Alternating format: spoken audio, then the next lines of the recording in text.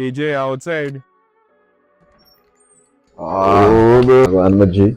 Hey, for a podcast, sir. Yeah, man, let me do it now. What influence you to start producing? I always wanted to be into music, but I really looked at a movie called Hustle and Flow. You know, that was one of my favorite movies growing up. And the movie was really about like youths from the streets, you know, building beats and building the production from scratch. It really inspired me because it showed me exactly what to do. So I was seeing the full process on how to start a studio basically. KJ, I know you was in the video production for a while, bro. So how that started? But that really started because when we was doing our music, you know, as youths independently, we didn't have help. The same reason I built my studio is the same reason why I started videography. You know, I realized that the help was very limited. So somebody had to step up to the plate and say, you know what, if we can't afford music videos, maybe we should learn to shoot music videos. I bought a camera. I just started to go into the inner cities, you know, like the Beatam and the C-Lots and the Lapanters. And you know, I was shooting videos for youths that never had a music video before. I see you doing all your little podcast and thing now, bro. Big up yourself. Man. So what motivated you to start doing The it? same reason why I start production, the same reason why I start videography. You know, I start all these things because I realize I have missing links in the local industry. I started videography for the same reason because I knew that we needed more visuals, you know, and it worked. You know, the Trinidad industry birthed from the videography aspect. And then the podcast, now I realized that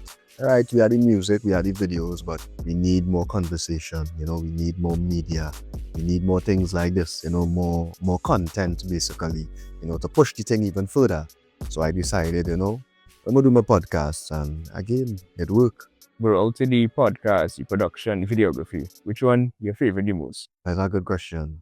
I think I love all of them the same, you know, because all of them have something I could use to fight for a cause. You know, I used to use my music to talk to the youths and to, you know, that kind of vibes. I was more on the positive side of things, you know, and then I use the videography also to help youths and to get them light and, you know, like to push them and get them strength in the industry. And now I'm using the podcast to build conversation and to put certain narratives out there to get the people thinking and to change certain things in the industry. And I appreciate all of them, you know, it's different times in my life too, different chapters. Bro, how long have you been a producer in this industry? So I've been doing the production side of it since like 17, 18 years old. I'm 34 today. You know, so do the maths. The videography, I've been doing that since 2016. Bro, how long did it take for Trinidad to be recognized internationally? Trinidad took a while to form because Trinidad was the movement. You know, so Prince Swani was like the first Trinidad artist. But we still wasn't even calling it Trinidad because it didn't have a movement. So it took like a few months, well, to about a year, I would say, that kind of vibe. And you see artists like Jelano and Med's Boss and Rebel 6 and Kill Iron, and it started to form. Trinidad really formed into something, but it felt like it was overnight to see something go from ground level to international.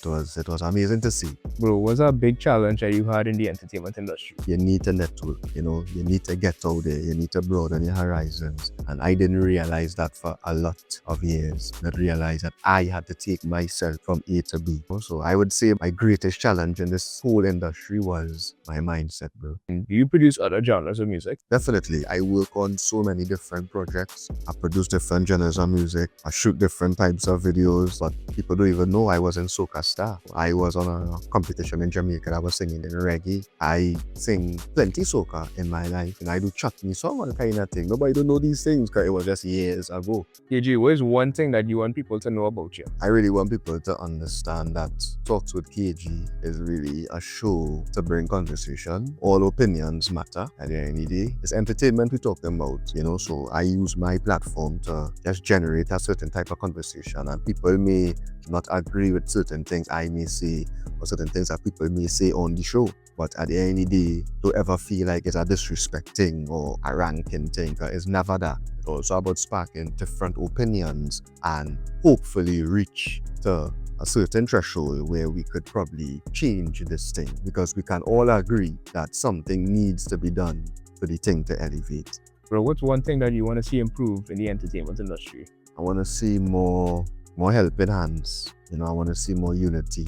I want to see more intentional help. And I want to see people really understand that each one help one, you know, be there for your brother. help him up. If the genre Trinidad didn't exist, what other name that you all would have come up with in the industry? If Trinidad didn't exist, like the name didn't exist, it would definitely be Trinidad dancehall music. Bro, how has your journey been with Rude Boy so far?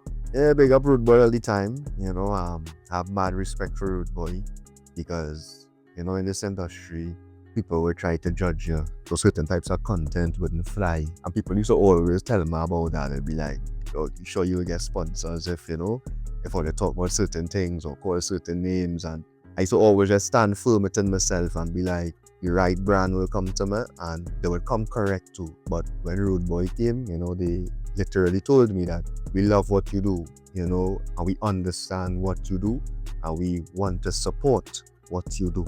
And we also want to pay you your value. I have mad respect for that, because I know these things already happen in the industry. So it showed me that I am doing something right.